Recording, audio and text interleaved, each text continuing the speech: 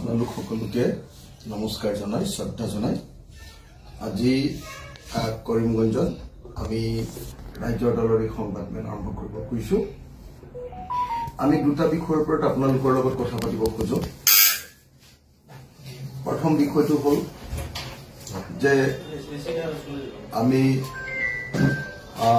আমাৰ ৰাজ্যৰ দলৰ সাধাৰণ সম্পাদক state general secretary Zahiruddin Laskar আমাৰ যি ভাই জহিৰুদ্দিন লস্কৰ ডাঙৰীয়া ইতিমধ্যে অসম পুলিচে গ্ৰেপ্তাৰ কৰিছে আৰু জহিৰুদ্দিন লস্কৰ এতিয়ালৈকে মুকলি কৰি দিয়া নাই। আমি জহিৰুদ্দিন লস্কৰ ৰাজ্যৰ দলৰ সাধাৰণ সম্পাদক জহিৰুদ্দিন লস্কৰক ইমিডিয়েটলি বিনা চৰ্তে মুক্ত কৰিবৰ কাৰণে অসম চৰকাৰৰ ওচৰত দাবী উত্থাপন কৰিছো।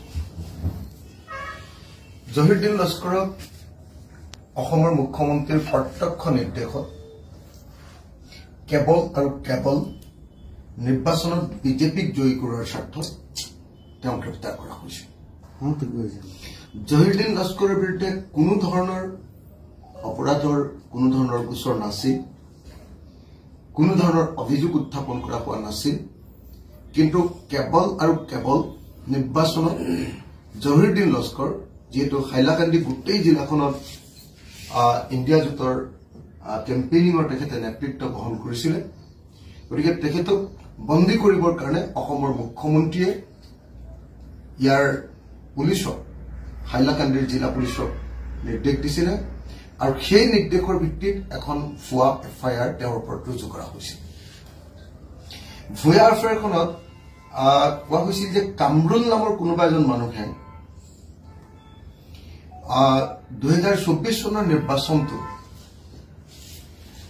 পোলাৰাইজ কৰিবৰ কাৰণে ধৰ্মৰ ভিত্তিত পোলাৰাইজ কৰিবৰ কাৰণে চেষ্টা কৰিছে আৰু সেই কামৰুল নামৰ কোনোবা এজন মানুহৰ সংগী হিচাপে জহিৰুদ্দিন লস্কৰৰ নামটো তাতে দিয়া হৈছে। আমি নাজানো যে কামৰুল কোন, মই নিজে চিনিও নাপাওঁ, কিন্তু আমি জানো যে জহিৰুদ্দিন লস্কৰ অসমৰ এজন সংগ্ৰামী নেতা, বৰাক উপত্যকাৰ এজন সংগ্ৰামী নেতা আৰু তেওঁ কেতিয়াও কোনো কাষ্ট কমিউনিটি ৰিলিজন তাৰ ওপৰত ভিত্তি কৰি কেতিয়াও তেওঁ ৰাজনীতি নকৰে।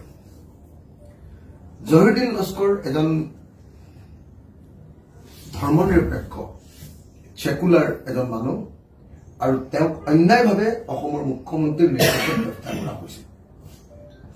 তেওঁৰ ওপৰত দুটা গোটৰ ক্লেশ লগোৱাৰ ষড়যন্ত্ৰ, সাম্প্ৰদায়িক সংঘৰ্ষ লগোৱাৰ ষড়যন্ত্ৰ তেওঁৰ ওপৰত জাপি দিয়া হৈছে।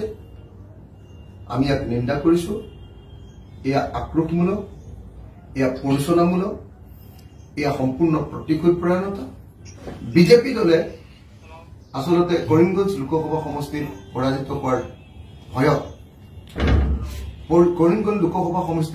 হোৱাৰ ভয়ত এই কাম কৰা পৰিলক্ষিত হৈছে।